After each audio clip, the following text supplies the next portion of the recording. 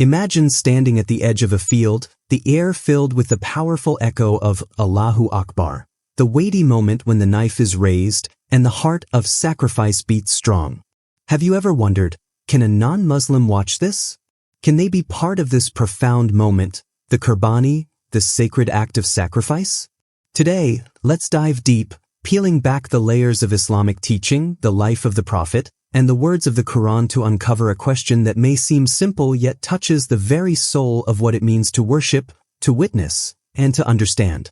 In Islam, Qurbani is not just an act of slaughter, it's a moment of devotion, echoing the unwavering faith of Prophet Ibrahim when he was commanded by Allah to sacrifice his beloved son, Ismail. The Quran captures this with heart-stirring clarity. We called out to him, "O Ibrahim, you have fulfilled the vision." Indeed, we thus reward the doers of good. Quran 37:104-105. It's an event not of mere ritual but of deep submission, a testimony to the ultimate obedience to Allah. So when we ask whether non-Muslims can watch Qurbani, we're not merely asking about a seat at the spectacle, we're exploring whether this act, filled with spiritual symbolism and intense faith, can be shared across the boundaries of belief. From an Islamic standpoint, there's no explicit prohibition against non-Muslims observing Qurbani.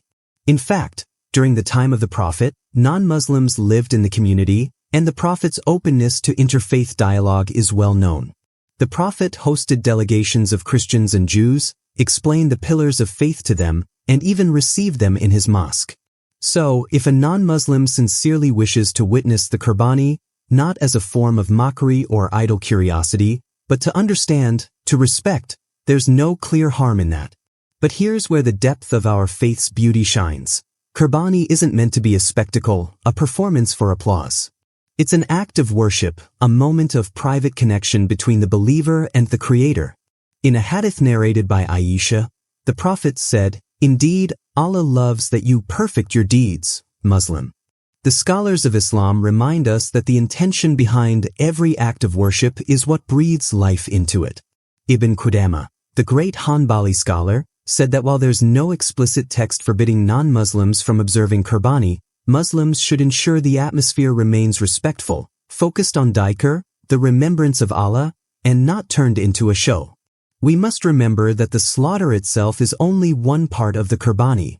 The greater meaning lies in the intention, the devotion.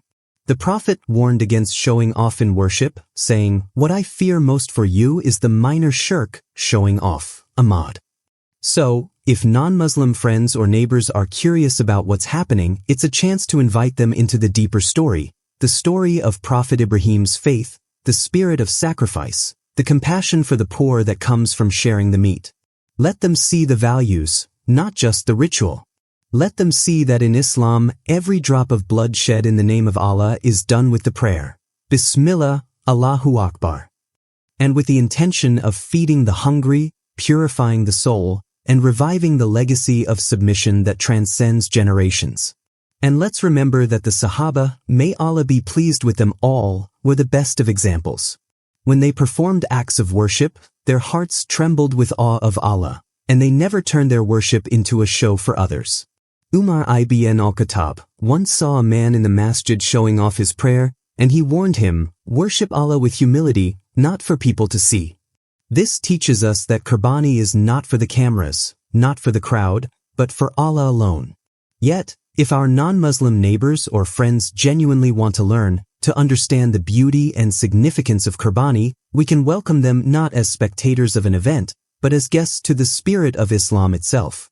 We can share with them how the meat is divided into 3 parts, one for the family, one for relatives and friends, and one for the needy, reflecting the mercy and social justice of Islam.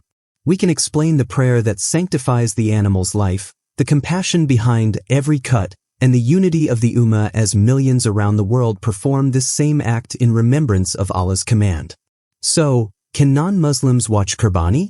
Islam says, it depends on the intention and the respect given to this moment.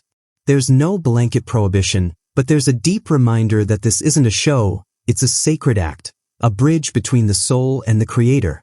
As we reflect on this, let's remember the words of the Quran. Their meat will not reach Allah, nor will their blood, but what reaches him is piety from you. Quran 22:37. Let us strive to preserve that piety, to protect the sanctity of Qurbani, and to share its true meaning not just with words, but with actions of kindness, humility, and sincere worship. My dear brothers and sisters, may Allah grant us the wisdom to honor this sacred moment, to educate others with patience and love, and to always keep our hearts tethered to the true purpose of every act of worship. Let's never forget, it's not about the eyes that watch, it's about the hearts that understand. So next time you see Qurbani taking place, remember, whether you are a Muslim or a non-Muslim, what truly matters is the respect, the intention, and the remembrance of the one who commanded us to sacrifice, for he is the most merciful, the most compassionate. Until next time, may Allah guide us all and grant us clarity in our worship. Ameen.